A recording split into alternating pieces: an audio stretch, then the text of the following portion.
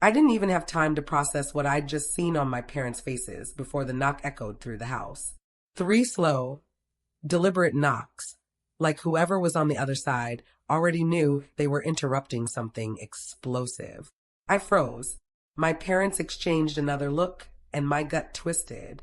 Something about the way my mom's hands trembled as she wiped her apron on her jeans told me this wasn't just a neighbor dropping off cookies. For nearly a year, I'd been stationed at Camp Boring in Kuwait, patching up soldiers, sleeping 4 hours a night, living off adrenaline and instant coffee. And through it all, one thing had grounded me: the thought of my little boy, Ethan, safe and happy back home in North Carolina.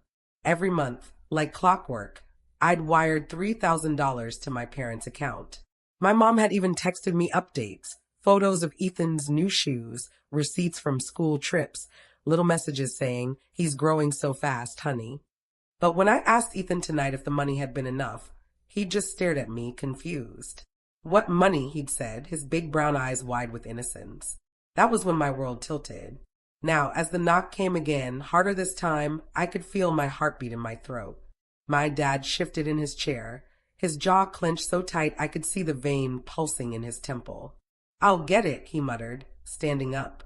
I followed him to the hallway, ignoring my mom's whispered plea. "Please, just sit down. Let your father handle it." The door opened, and in stepped a man in a dark blue jacket. "Evening, sir." "Ma'am," he said politely. "I'm Officer Daniels from the Wake County Sheriff's Department." My stomach dropped. He glanced past my dad and looked straight at me. "Are you Sergeant Marissa Cole?" "Yes," I said, my voice tight. "What's going on?" He hesitated, just for a fraction of a second, before continuing.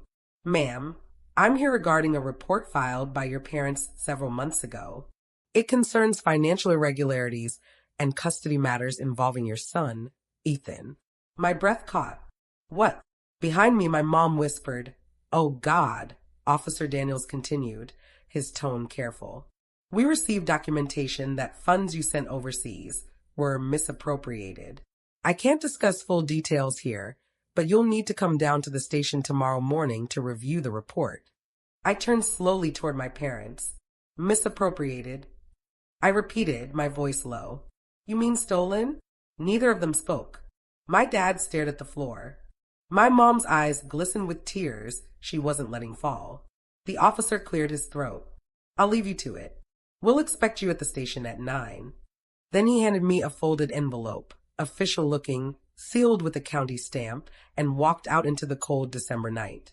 I stood there, the envelope trembling in my hand, as Ethan peeked from the hallway, his little voice breaking the silence. "Mom, why is that policeman here?" I didn't answer.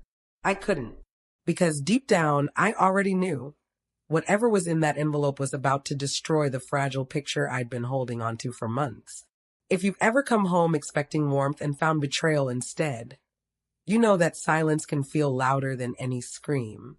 It takes hours, days, to write, film, and share these true stories. So if you want to see what happens next, please subscribe. It helps more than you know, and it keeps stories like this alive. If you were in my shoes, standing there with that envelope in your hand, your family looking guilty as sin, would you have opened it right away? Or waited until morning? Let me know in the comments. I didn't sleep that night.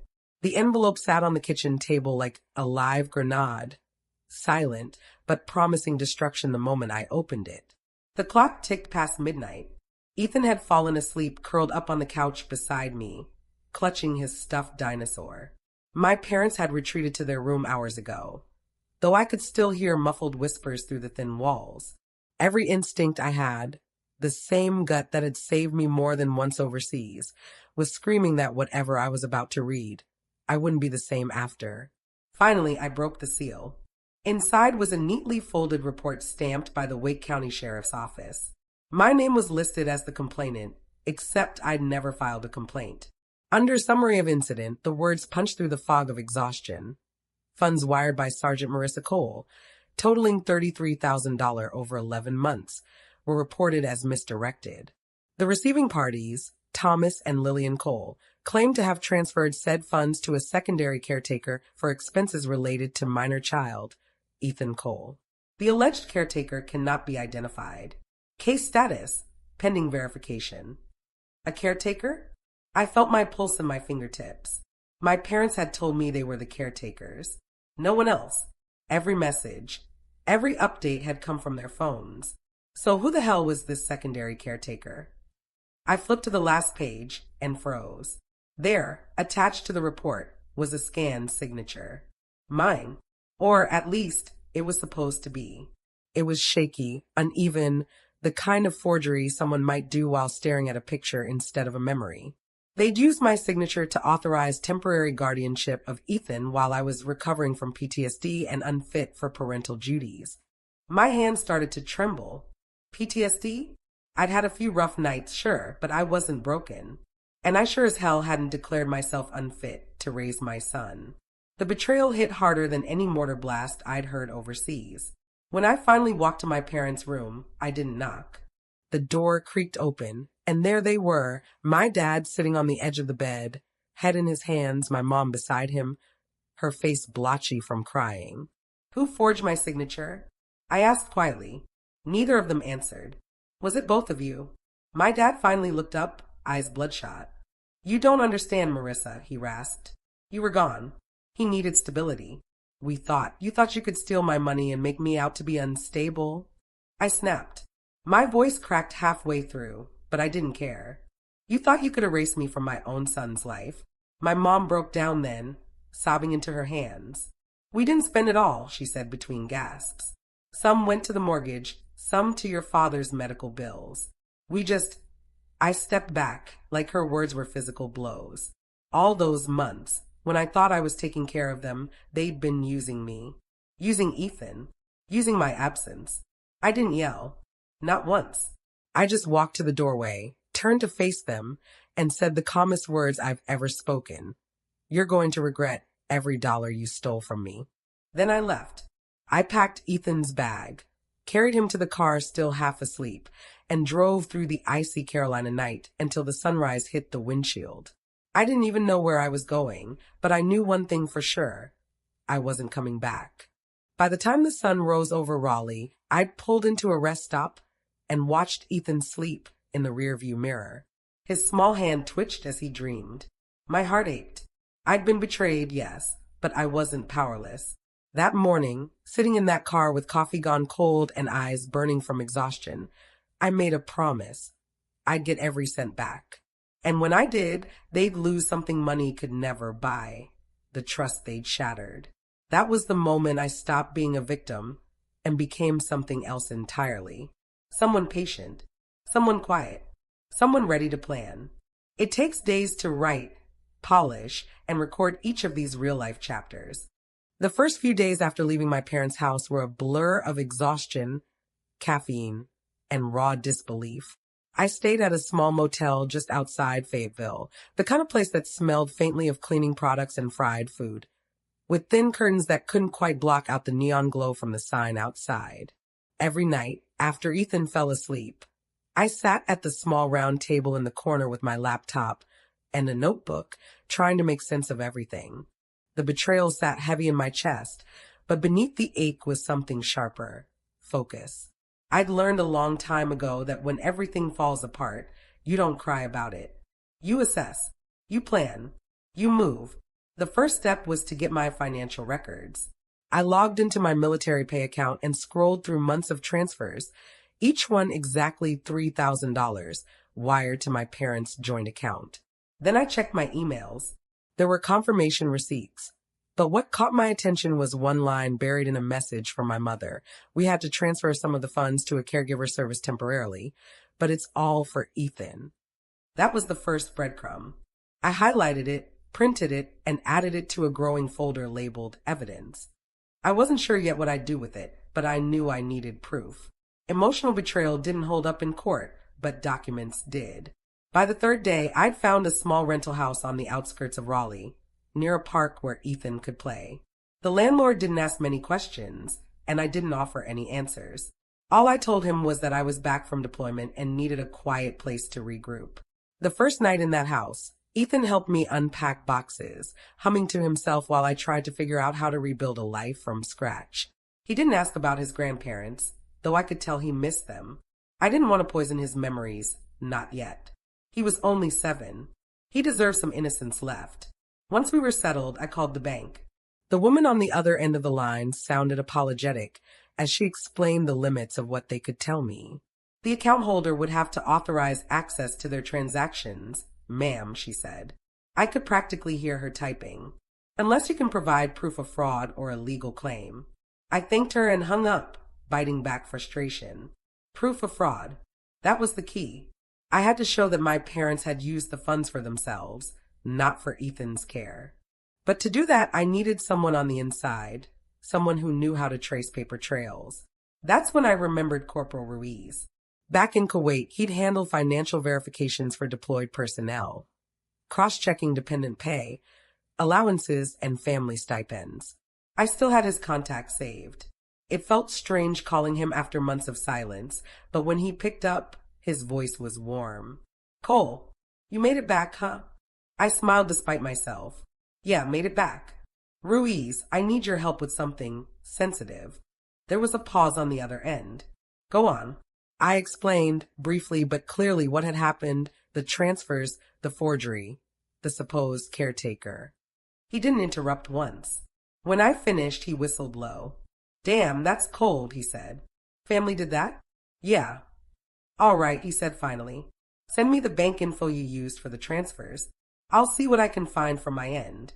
Don't expect miracles, but maybe there's a trail. For the first time in days, I felt a flicker of hope. I spent the next hour compiling everything. Account numbers, transaction dates, even screenshots of my parents' texts mentioning Ethan's expenses. Then I encrypted it and sent it to Ruiz. He responded almost immediately. Got it? Give me a week. That week felt like the longest of my life. During the day, I tried to focus on Ethan, getting him enrolled in school, buying groceries, pretending things were normal. But every night, when the house went quiet, I'd stare at the folder on my desk. Evidence. It had grown thicker. Copies of messages, bank statements, even photos I'd taken of the forged signature from the sheriff's report. I didn't know yet if it would be enough, but gathering it gave me something to hold onto. A sense of purpose. I couldn't change what they'd done, but I could decide what happened next. Exactly 7 days later, Ruiz called.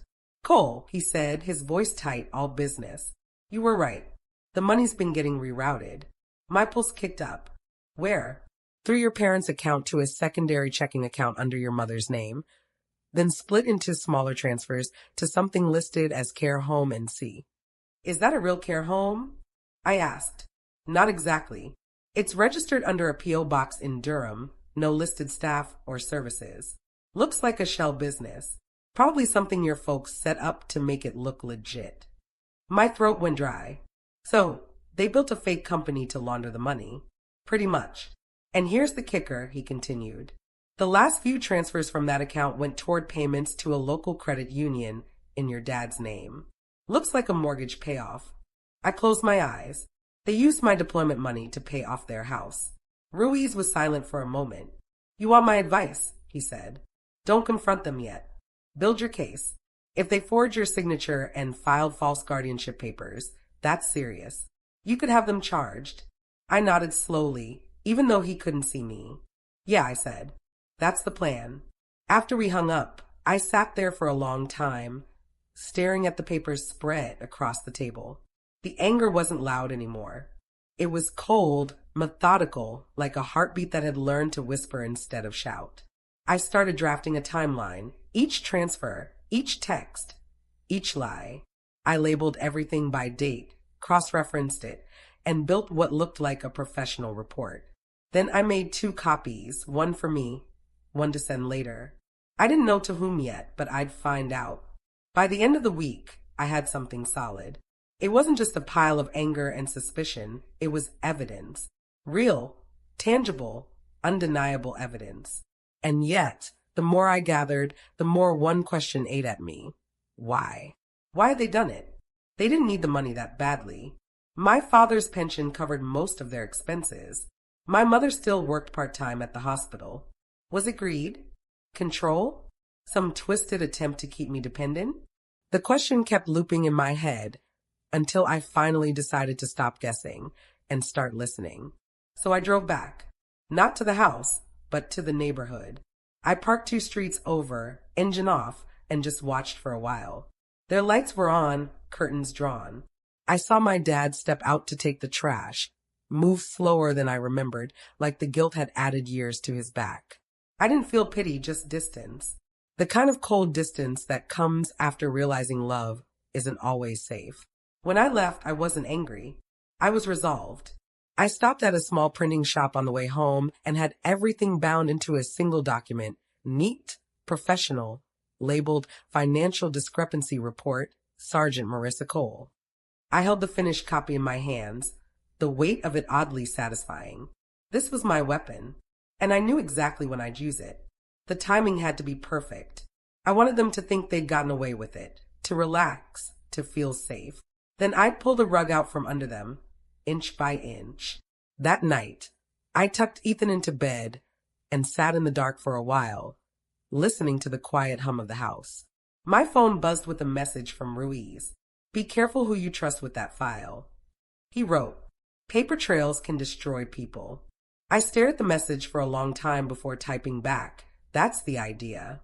And with that, I set the folder on my nightstand, turned off the light, and let the silence settle. It wasn't peace, not yet, but it was the first step toward something close. The kind of calm that comes before a storm. It had been 3 weeks since I left my parents' house, and life had settled into something that almost looked normal. Ethan was back in school. The new house felt more like home, and I'd gotten used to the quiet, no guilt-laced phone calls, no messages pretending everything was fine. But every now and then, I'd catch myself replaying that night in my mind. The forged signature, the pale look on my mom's face, my dad's silence. It would hit me out of nowhere, when I was packing Ethan's lunch, when I heard a song from overseas, when I saw a family laughing at the grocery store. And then I'd remind myself that normal didn't come easy after betrayal. It had to be rebuilt, brick by brick, one calm decision at a time. That's why, when the knock came on my door one Thursday afternoon, I almost ignored it. I was off duty from the base clinic that day, wearing sweatpants, sorting through mail at the kitchen counter. I wasn't expecting anyone, but when I looked through the peephole, my breath caught. Standing on the porch was my father. No jacket, no hat, just his old flannel shirt and the same stiff posture he'd had my whole life. For a long second, I considered pretending I wasn't home, but I knew him well enough to know he'd wait. He'd always been stubborn like that. I opened the door just enough to lean against the frame. Dad. Marissa, he said. His voice was tired, lower than I remembered. Can we talk? I didn't answer. I just watched him, trying to read the expression on his face. There was no anger, no defensiveness, just something like shame. After a moment, I stepped aside. 5 minutes. He came in quietly, his boots leaving faint mud prints on the tile. He glanced around the living room, taking in the boxes I still hadn't unpacked. You did good, he said softly. Place looks nice. Why are you here? I asked. He hesitated, rubbing the back of his neck. Your mother's not doing well, he said finally. She's barely sleeping. Keeps saying she wants to fix things. I crossed my arms. Fix things? You forged legal papers, Dad. You stole from me. He winced like I'd hit him. I know, and I'm not going to make excuses, but I need you to understand it wasn't supposed to go that far. Then how far was it supposed to go? He sighed and sat down on the edge of the couch without waiting for an invitation. Your mom panicked. When you first left, she was terrified something would happen to you over there. When the checks started coming, she thought maybe she could keep things stable. Then the bills piled up, and I lost my part-time job. We told ourselves we'd pay it back before you came home. But one lie turned into 10, and by the time we realized how deep we were, it was too late. I stayed standing. You could have told me. You were fighting a war, Marissa, he said, his voice cracking a little. What were we supposed to say? Hey, honey, while you're saving lives in the desert, we're emptying your account. He was trying to sound calm, but guilt leaked through every word. I'd seen that look before, on wounded soldiers right after they realized they'd messed up and couldn't undo it. Dad, I said slowly, You didn't just take the money. You told people I wasn't fit to take care of my son. He looked away. That was your mother's idea, he murmured. She thought if we made it official, we could protect Ethan's schooling, medical benefits. I cut him off. Stop. Don't you dare dress up theft as protection. Silence fell between us. Outside, a car passed, the hum fading down the road. For a second, I almost pitied him. My father had always been proud, old school, fix things yourself, never ask for help. But pride, when mixed with fear, could turn toxic. Finally, he said quietly, we're going to sell the boat. Maybe even the car. Try to make some of it right. That's not how this works, I said. You don't get to pick how you make it right. That's my decision now. He looked up sharply, eyes narrowing just a little. What are you planning to do? I met his gaze. You'll find out soon enough. That seemed to shake him. He stood slowly, looking around once more like he was memorizing the space. You've changed, he said after a pause. I nodded. I had to. He took a step toward the door but hesitated, his hand hovering over the knob. For what it's worth, he said, I never wanted to hurt you. I just wanted to keep this family together. You did the opposite, I said. He nodded once, almost like he agreed, then left. When the door clicked shut behind him, I felt a strange calm settle over me. I wasn't angry anymore. I was done hoping for remorse.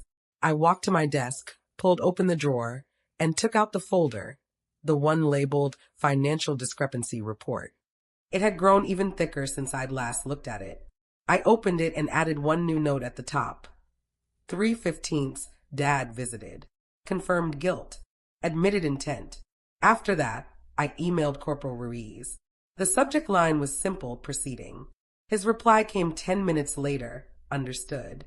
Want me to loop in my contact at the Inspector General's office? I stared at the message for a long time before typing back. Yes. Do it quietly. The next week moved fast. I went back to work at the clinic, pretending life was normal, but under the surface, things were shifting. Ruiz called 2 days later to say the IG office had opened a preliminary review. If the fraud involves federal pay disbursements, it's going to snowball, he said. They'll dig deep. That was what I wanted. Quiet justice. No screaming, no confrontation, just the truth working its way out like a slow, inevitable tide. But not everything stayed quiet. 3 days later, my sister Melissa showed up. I heard her before I saw her, the sharp knock, the impatient voice calling my name. Ethan was at school, thankfully. When I opened the door, she didn't even wait for an invitation. What the hell are you doing? She demanded, marching past me into the living room. Good afternoon to you too, I said dryly. Don't start, she snapped. Mom's a wreck. Dad says you're getting the government involved. Do you have any idea what that means? Yeah, I said. It means consequences. She spun around, her eyes wide. You're going to ruin them, Marissa. They're still our parents. I stared at her. Were they my parents when they forged my name? When they lied to a sheriff's deputy? She flinched, but recovered quickly. They made mistakes. But you're making it worse. I walked over to the counter, picked up the folder, and set it down in front of her. You want to see what I'm doing? Here. She hesitated, then flipped it open. Her face went pale as she read the documents. Bank transfers, email records, the fake business registration. Jesus, she whispered. Yeah, I said quietly. That's what they did. She looked up, eyes glossy. You could have come to me. I shook my head. And what? Watched you take their side. Her lips pressed into a thin line.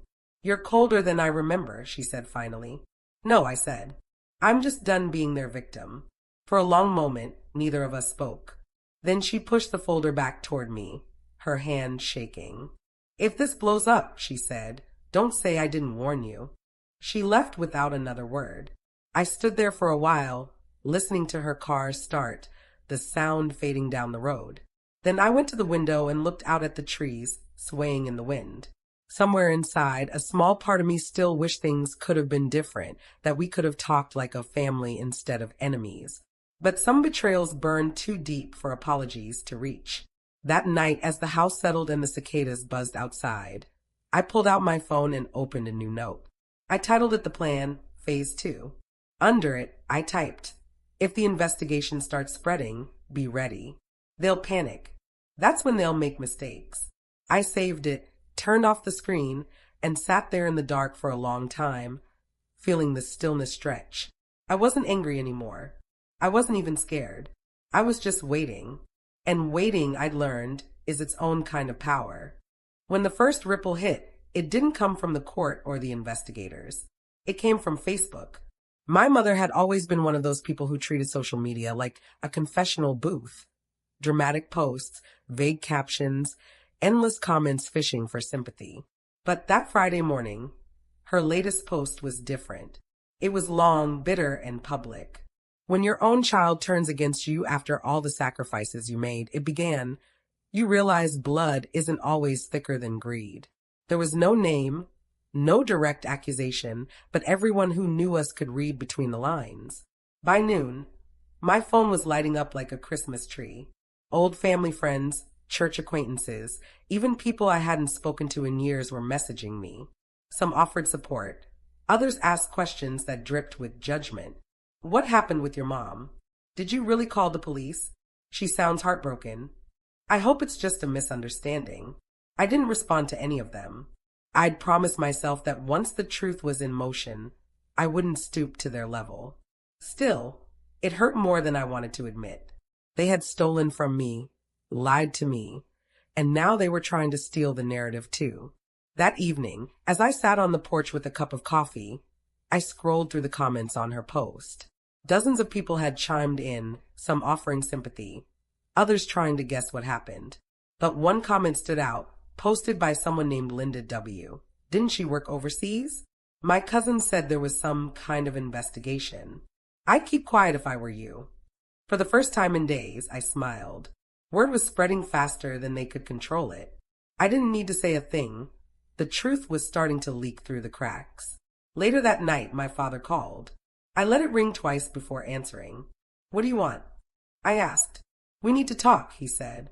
His voice was low, steady, but there was an edge to it I hadn't heard before. You've started something you don't understand. I understand perfectly, I said. You committed fraud. I reported it. You think you're helping your son by destroying his grandparents, he shot back. Do you want him to grow up hating his own family? I swallowed hard, forcing my voice to stay calm. You destroyed that relationship the moment you forged my name. Don't blame me for cleaning up your mess. He was silent for a long time before muttering, You've changed. I learned from the best, I said, and hung up. The next morning, Ruiz called again. They're panicking, he said. The U.S. Attorney's Office reached out to them for statements, and instead of getting a lawyer, your dad tried to argue with the investigator. It didn't go well. What happens now? They'll probably get formal notices soon. But Marissa, brace yourself. People like them don't go down quietly. They'll fight in every way they can, socially, emotionally, maybe even legally. He wasn't wrong. Within 48 hours, my mother had posted again, doubling down. This time she mentioned false accusations and claimed she was being harassed by government agencies because of a bitter misunderstanding. She even posted a picture of Ethan, one she'd taken months before, without my permission. That was my breaking point. I called her immediately. She answered on the first ring.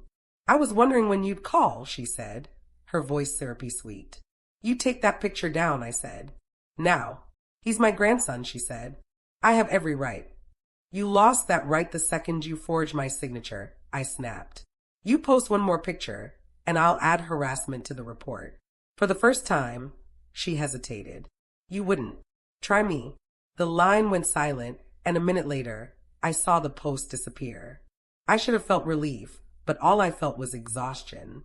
The kind that seeps into your bones and makes everything feel heavier than it should. That night, after putting Ethan to bed, I sat at my desk and opened the small notebook I'd been keeping since this all began. I flipped to the next empty page and wrote 3 words, let them unravel, because that's exactly what was happening. The lies they'd built their reputation on were starting to collapse under their own weight. The fallout didn't stop there. My sister Melissa called 2 days later, her voice trembling. They're losing it, Marissa, she said. Mom's barely eating. Dad's been drinking again. People are talking. The church asked them to take a break from the finance committee. I closed my eyes. Actions have consequences. Yeah, but this, she said. You're breaking them. I didn't break them, I said quietly. They broke themselves. She went quiet for a moment, then asked, Do you really want them in jail? I hesitated. The question lingered heavier than I expected. Did I want that? The angry part of me, the part that had cried over months of betrayal, said yes. But another part of me, the one that had patched up soldiers and seen what guilt can do to a person, wasn't so sure. I just want the truth on record, I said finally. Whatever happens after that isn't my decision. When we hung up, I sat in the silence for a long while. For the first time, I wondered what would happen if they actually faced charges. Would Ethan grow up hearing that his grandparents were criminals? Would I become the villain in family folklore? The thought twisted in my chest like a dull knife. But then I remembered that night by the Christmas tree. Ethan's confused little face, my mother's pale one, the knock on the door. No, the truth needed to stand. 2 days later, Officer Daniels called again. Just a heads up, he said. A reporter from the local paper requested public records about the investigation. Someone must have tipped them off. I leaned back in my chair. It wasn't me. Didn't think so, he said. But if they start asking questions, I'd advise you to stay quiet. Let the process work. That night, the first article went online. Local couple under federal review for misuse of military funds. It didn't name them directly, but the details were unmistakable. The fake business, the guardianship dispute, the federal inquiry. My phone buzzed nonstop. Friends sent links. Co-workers whispered about it. Even my commanding officer called me in to make sure I was holding up. I told him I was fine. I lied, because the truth was, part of me wasn't fine at all. Seeing it in print made it real in a way that reports and phone calls hadn't. My parents weren't just people who'd hurt me. They were people who'd committed crimes, and the whole town was about to know. Still, I didn't delete the article. I didn't comment, didn't share, didn't defend myself. I just watched quietly as the tide turned. The same neighbors who'd rushed to comfort my mom online started stepping back. Church friends stopped commenting. The sympathy posts dried up. The silence that followed was loud, and for once, it wasn't mine to carry. One night, as I stood on the back porch watching the lights of Raleigh fade into the distance, I realized something. Revenge hadn't been the goal, not really. I just wanted my truth to matter more than their lies. And now it finally did. But even as the fallout settled, I knew it wasn't over. The investigation was still ongoing, and my parents weren't done fighting. Somewhere deep down, I could feel it, a new storm building on the horizon, quieter but more dangerous. Because when people like them lose everything, they don't disappear. They adapt. They find new ways to strike back. And I was ready for them. I should have known the calm wouldn't last. After that confrontation, things went quiet again, but it wasn't the peaceful kind of quiet. It was the kind that hums just beneath the surface, heavy with something waiting to snap. I tried to focus on work, on Ethan, on keeping our days normal. But there was this constant pressure in the back of my mind, like I was being watched. And in a way I was. The first sign came the following Monday. I was driving Ethan to school when I noticed a car idling across the street from my house. It was an old silver sedan with a dented bumper. I saw it again that afternoon, parked near the same spot. By the third day, it followed me halfway to the base.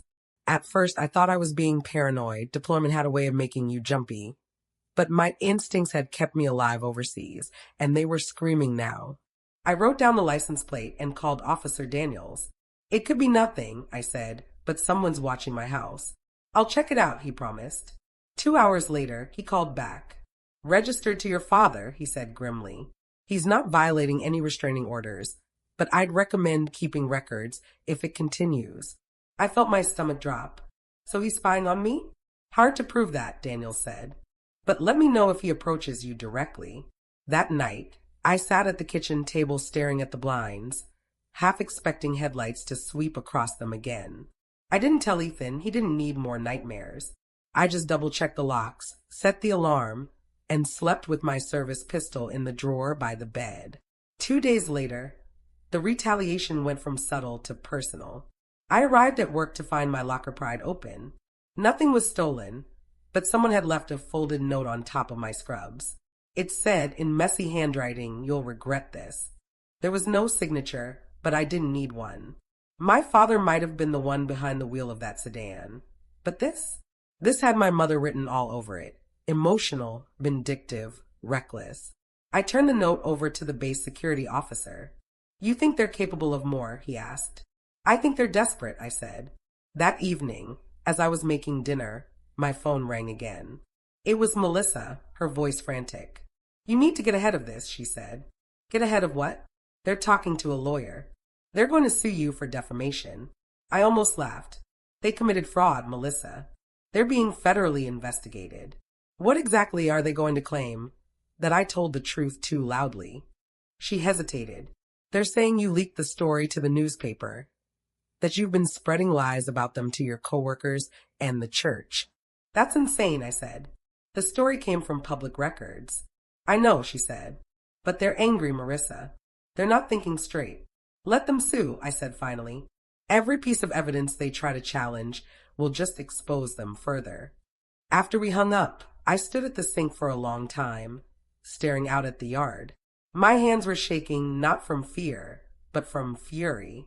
They'd stolen my money, my trust, and now they wanted to steal my reputation too. That was when I decided it was time for Phase 4. I spent the next few days quietly gathering everything I hadn't yet turned over. The screenshots of my mother's posts, the threatening text message, even photos of the car outside my house. Then I contacted a family law attorney in Raleigh, a woman named Angela Shaw. She was sharp, calm, and didn't waste words. After I explained everything, she leaned back in her chair and said, "They're trying to intimidate you. Don't respond directly. I'll handle all communication going forward. And if they file anything, we'll counter." "Counter with what?"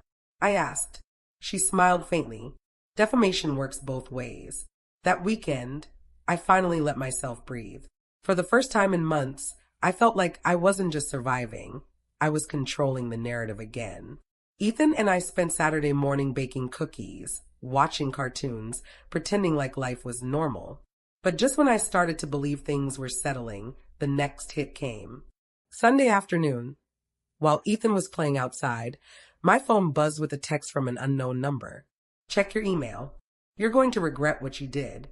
A chill ran through me. I opened my laptop and saw an email from my mother's address, sent to half of our extended family. The subject line read, "The truth about Marissa." My hands trembled as I clicked it open. It was a long, rambling letter, half apology, half attack. She accused me of abandoning my family, of being emotionally unstable from deployment, of fabricating the fraud allegations to punish her parents. She even claimed I'd been investigated for misconduct while overseas. A total lie. And at the end, she attached a blurred screenshot of my old bank statement, trying to make it look like I'd given them permission to use the funds. For a second, I couldn't breathe. I felt that same disorienting rush I'd felt the day I found the forged papers, the sense that the ground under me wasn't solid anymore. I wanted to scream, but instead, I took a deep breath and forwarded the email to Angela. 5 minutes later, she called. "This is good," she said. "Good," I repeated, stunned. "Yes, this is clear defamation and tampering during an active investigation. She just handed you leverage." Leverage. That word snapped me back into focus. They wanted to fight dirty? I could play defense with precision. By Monday, Angela had filed a cease and desist letter, formally warning them to stop all contact and communication regarding me or Ethan. She sent it by certified mail and email. If they violate it, she said, we move to a restraining order and civil action. When I got home that night, I found the silver sedan gone from its usual spot. For the first time in weeks, the street outside my house looked empty. I wanted to believe it was over, but deep down, I knew people like my parents didn't surrender. They just regrouped and changed tactics. 2 nights later, Melissa called again, crying. They're falling apart, Marissa. Mom's convinced the government is going to arrest her any day now. Dad's blaming her for everything. They're barely speaking. Then maybe they'll finally understand what consequences look like, I said quietly. It's not that simple, she said. You've won. Isn't that enough? I looked around my quiet house. The toys in the corner, the framed photo of Ethan and me at the zoo, the folder of evidence still sitting on my desk. Winning doesn't undo what they did, I said. It just makes it harder for them to do it again. After the call, I sat in the dark for a long time, the silence pressing against me. Maybe Melissa was right. Maybe I had already won. But revenge isn't clean. It doesn't leave you feeling triumphant. It leaves you hollow, staring at the pieces of what used to be family and wondering if justice is ever really worth the cost. Before bed, I opened my notebook and wrote a single line beneath the last entry. They struck first. Now they know I can strike back. As I closed the notebook, a strange calm settled over me. I wasn't afraid anymore. Not of their lies, their spying, or their desperate games. Because the truth was now a matter of record, stamped and signed by federal hands. And once the truth is on paper, no amount of manipulation can erase it. But I also knew something else. People like my parents don't fade quietly. And if this was their retaliation, something worse was coming. I could feel it. The word collapse sounds sudden, like something falling apart in one violent instant, but in real life, it's slower.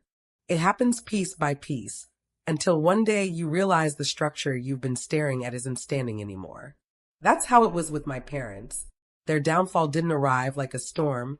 It unfolded like a slow, merciless sunrise, exposing everything they tried to hide. It started with a phone call from Ruiz one Tuesday morning. I was on my lunch break at the clinic when my cell buzzed. "It's official," he said. "The U.S. Attorney's Office is moving forward with the case. They're filing formal charges, wire fraud, falsifying legal documents, and misuse of federal dependent funds." For a moment, I just sat there, staring at the half-eaten sandwich in my hand. "So that's it?" I asked softly.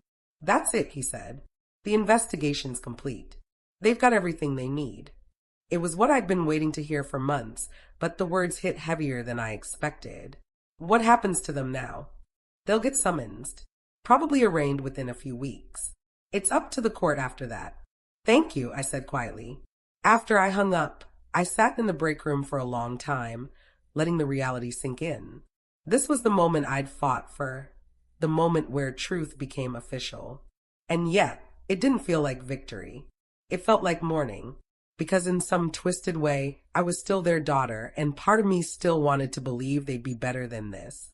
When I got home that afternoon, I found a letter in my mailbox, no return address, just my name written in my mother's handwriting. I took it inside, sat at the table, and stared at it for nearly 10 minutes before opening it.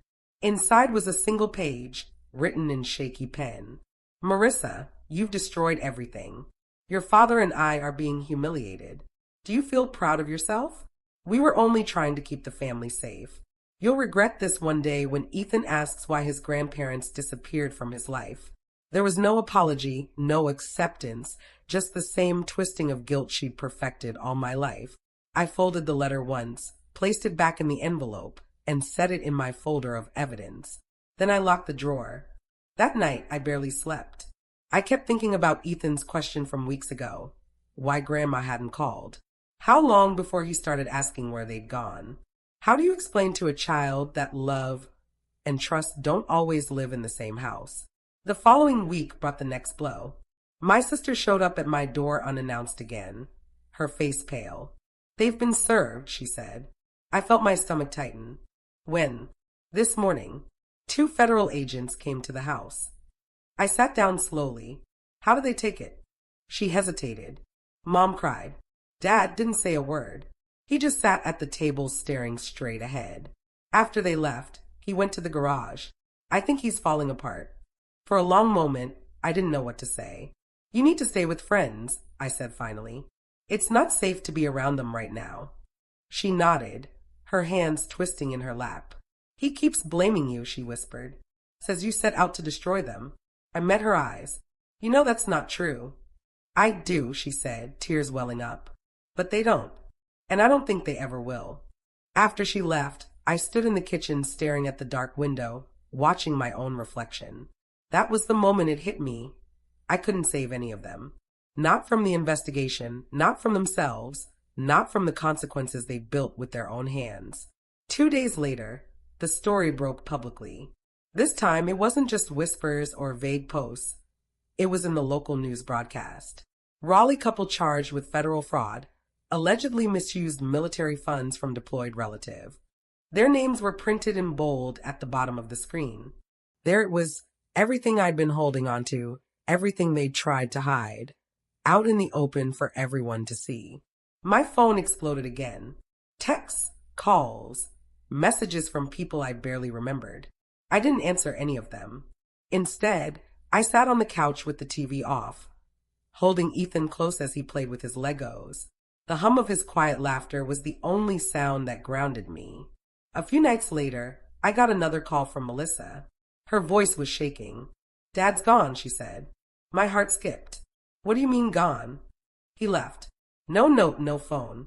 Mom thinks he went to stay with his brother in South Carolina, but no one's heard from him." I rubbed my forehead. "Did you tell the police?" "Not yet. Mom doesn't want to draw attention. He's under federal investigation. He can't just vanish," I said. "I know," she whispered. But he did. For the next 3 days, I barely ate. I tried to act normal for Ethan's sake, but the fear sat in my chest like a weight. Not fear for him, exactly, but for what he might do. When people like my father feel cornered, they don't just run, they implode.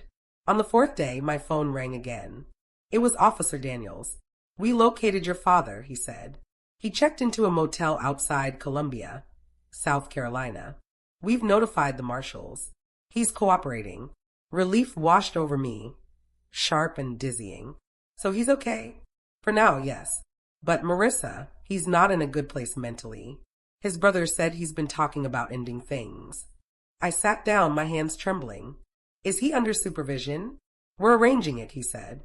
"Just wanted you to know before you heard it from someone else." After the call, I went to my bedroom, shut the door, and cried for the first time in months. Not out of guilt, not even out of sorrow, just pure exhaustion. The kind that comes when the fight finally catches up with you. By the end of the week, my parents' world had completely fallen apart. Their house was listed for sale. My mother had deactivated all her social media accounts. Their church released a statement about moral accountability and quietly removed them from leadership. My sister stopped answering texts for a while. I think she needed distance from all of us. And me. I just kept moving forward because stopping meant feeling, and I wasn't ready for that yet. One evening, as I was walking home from the park with Ethan, he looked up at me and asked, "Mom, are Grandma and Grandpa in trouble?" The question hit like a punch to the chest. I knelt down beside him. "They made some bad choices," I said gently. "And when grown-ups do that, they have to face the consequences." He thought for a moment. "Like when I lied about brushing my teeth?" I smiled faintly. "Kind of like that, yeah, but bigger." He nodded solemnly, then slipped his small hand into mine. "I still love them," he said quietly. My throat tightened. "I know you do," I whispered. "And that's okay." That night, after he went to bed, I sat at the kitchen table with my notebook again. I flipped through the pages, each one filled with notes, dates, names, moments that had changed everything. I stopped at the last entry and wrote, "The collapse is complete." Now all that's left is the silence afterward. But I knew the silence wouldn't last forever. Because once the truth comes out, it doesn't just end stories, it starts new ones. And something told me that mine wasn't finished yet. Not even close. Reckoning isn't about revenge, it's about balance. It's the moment when all the debts are called in, all the lies exposed, and the truth finally stands on its own. I thought I was ready for it. After everything my parents had done, I believed that seeing them held accountable would bring me peace. But when the day finally came, it didn't feel like victory. It felt like standing at the edge of something I couldn't quite name. The morning of the hearing was gray and damp, the kind of cold that seeps into your bones. I drove to the courthouse in silence, the windshield wipers beating a slow rhythm. I'd chosen to attend, not because I had to, but because I needed to see it through. Closure, I told myself. Maybe that was a lie, but it was one I needed to believe. Inside, the hallway was lined with people, attorneys, defendants, family members. The air smelled like paper and stale coffee. I found a seat near the back of the small courtroom and waited. My heart pounded with every tick of the clock. When the bailiff finally opened the door, I caught my first glimpse of them in months. My mother looked older, thinner, her hair pulled back too tightly, her hands trembling as she clutched her purse. My father followed behind her, face hollow, wearing a wrinkled suit that looked borrowed. He didn't glance my way. For the first time in my life, he looked small. The charges were read out loud, each word slicing through the air like a blade. Wire fraud, falsifying dependent documentation, misuse of federal funds. My mother's lip trembled. My father stood motionless, staring at the floor. The judge asked for their plea. Guilty, my father said, his voice barely above a whisper. My mother hesitated for a long second before echoing him.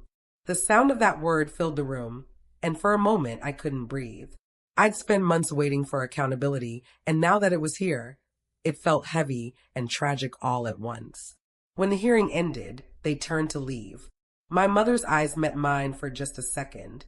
There was no anger there anymore, just exhaustion. She mouthed something I couldn't quite read. Maybe it was "I'm sorry." Maybe it was "help me." I didn't respond. Outside the courthouse, the air felt too bright. Reporters were waiting on the steps, microphones in hand, cameras flashing. One of them called my name. "Marissa, can you comment on your parents' guilty plea?" I kept walking. No comment. I drove straight home, parked in the driveway, and sat there for nearly an hour. My hands gripped the steering wheel so tightly that my knuckles turned white. I thought I'd feel vindicated, but instead, all I felt was tired. So unbelievably tired. That night, after putting Ethan to bed, I got an email from Angela Shaw, my attorney. The subject line read, "Sentencing recommendation." The U.S. Attorney's Office had proposed 5 years probation for my mother and 2 years in federal prison for my father. Financial restitution would be mandatory, and they'd both be barred from managing funds for any organization again. I read the email 3 times before closing my laptop. Justice in writing. It didn't feel clean, but it felt real. A few days later, Melissa called again. "They're going to sentencing next month," she said quietly. "Mom wants to see you before then." I hesitated. What could she possibly say now? "She says she needs to say goodbye," Melissa whispered. "To you. To Ethan." The thought made my stomach twist. "Ethan doesn't need that kind of confusion right now." "I know," she said, "but maybe you do." That night, I lay awake thinking about it. My therapist, Dr. Kaplan, the one I'd started seeing after the investigation began, had warned me about this moment. Closure, she'd said, doesn't always look like forgiveness. Sometimes it's just a full stop. Maybe that was what I needed, a full stop. So 2 days later, I agreed.